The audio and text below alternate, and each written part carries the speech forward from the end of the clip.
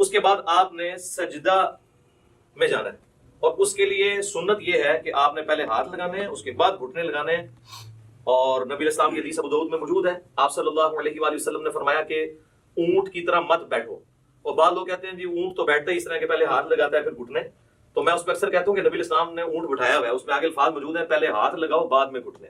پھر صحیح بخاری میں جو حدیث ہے 803 نمبر، اس سے پہلے امام بخاری نے باقاعدہ عبداللہ ابن عمر کا عمل لکھا ہے جس کی پوری سند مصنف ابن ابی شیبہ میں موجود ہے کہ عبداللہ بن عمر جب سجدے میں جانے لگتے تھے پہلے ہاتھ لگاتے تھے بعد میں گھٹنے. لہٰذا علماء عرب جو نماز پڑھتے پہلے گھٹنے لگاتے ہیں یہ سنت سے دور ہے ایز کمپیئر ٹو اس عمل کے جو ہم کرنے لگے ہیں. اور ربنا لک الحمد حمدا کثیرا طیبا مبارکا فی، اس کے بعد آپ سجدے کی طرف جھکیں گے تو آپ نے یہ دیکھیں یہ خود بخود اپنی جگہ بنائے گا ہر چیز.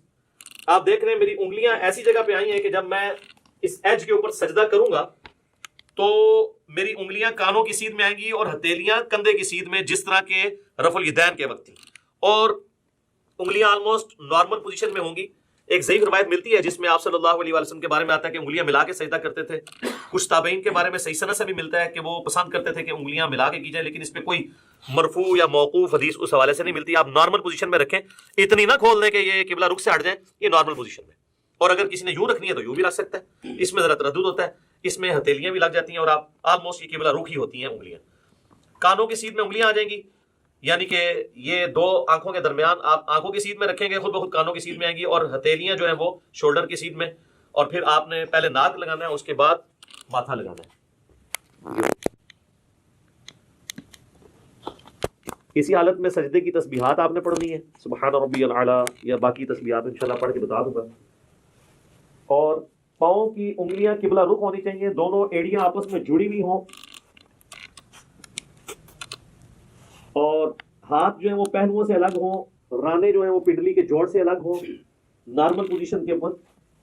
اور ادھر سے اگر یعنی اس میں گیپ بھی موجود ہونا چاہیے. سب سے افضل طریقہ تو یہی ہے کہ تھوڑا اور بڑا کر لیا جائے سجدہ یوں کر کے، لیکن وہ آج کل ہماری صفحے جو ڈیزائن ہے اس میں وہ بڑے والا سجدہ نہیں ہوتا جو بخاری مسلم میں آتا ہے کہ بکری کا بچہ بھی گزر سکتا تھا، وہ اعلیٰ ترین درجہ ہے. جس چیز سے منع کیا گیا نا وہ یہی ہے کہ آپ نے، بخاری مسلم میں آتا ہے کہ کونیاں زمین پہ کتے کی طرح نہیں یوں بچھانی. اور ظاہر ہے اس حکم میں مرد و عورت دونوں ہی شامل ہیں نماز کے طریقے کے اعتبار سے. تو اس کو اٹھا کے رکھنی ہے اور پہلوؤں سے الگ رکھنا ہے، پیٹ سے نہ ٹچ کریں، پیٹ جو ہے وہ یہ رانوں سے الگ رہے، اور ران اور پنڈلی کا جوڑ جو ہے یہ الگ الگ رہے. اس حالت میں آپ نے سجدہ کرنا ہے. تو یہ اس کے بعد اللہ اکبر کیا ہے کہ آپ نے جب بیٹھنا ہے تو آپ کی پوزیشن کیا ہونی چاہیے کہ آپ یہ انگلیاں قبلہ رخ ہوں. یہاں پہ بھی نارمل یوں کرنے کی ضرورت نہیں ہے، نارمل رکھیں جہاں آپ کو آسانی رہتی ہے. اس طریقے سے بھی سنت ہے. صحیح مسلم کے اندر یہ طریقہ بھی آیا ہے اور صحیح مسلم کے اندر یہ طریقہ بھی آیا ہے. یہ دونوں طریقے سنت ہیں.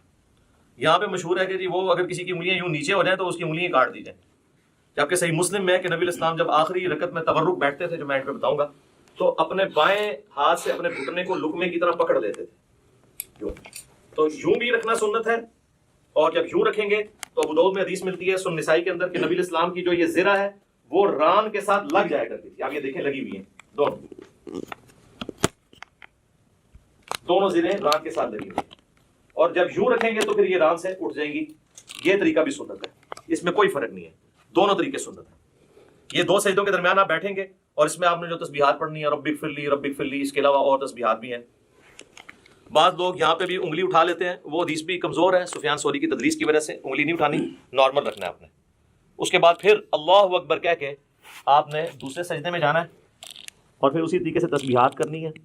ناک بھی لگنا چاہیے، ماتھا بھی لگنا چاہیے، اور زمین کی سختی ہلکی سی معلوم ہونی چاہیے. بالکل نہیں ہوا میں سجدہ ہو رہا ہو، بہتر ہے مٹی والی جگہ پہ ہو تو زیادہ افضل ہے، اور نبی علیہ السلام کو پسندیدہ بھی ہے. باقی چٹائی وغیرہ بھی جائز ہے، میں نے اس کے حوالے سے بھی کافی ویڈیوز ریکارڈڈ موجود ہیں.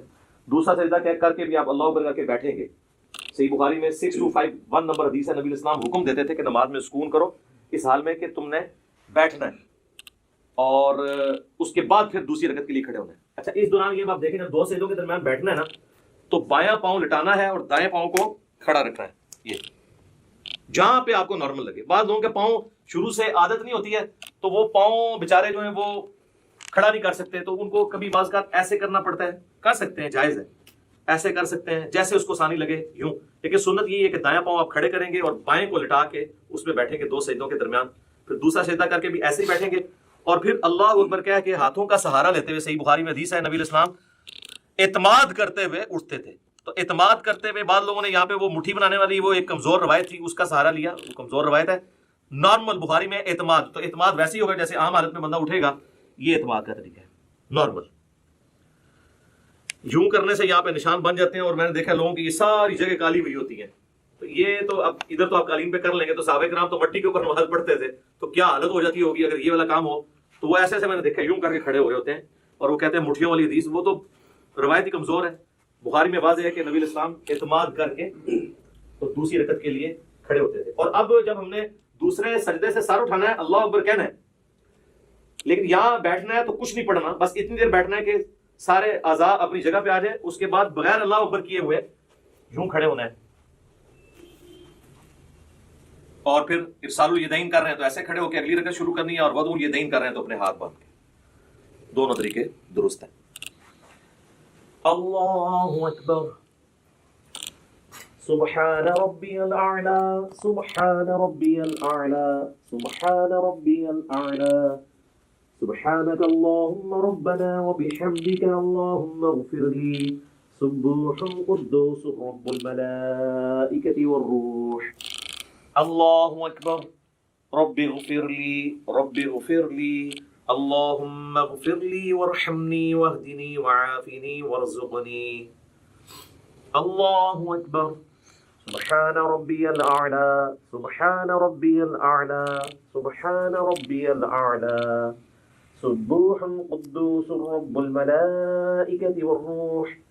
سبحانك اللهم ربنا وبحمدك اللهم اغفر لي.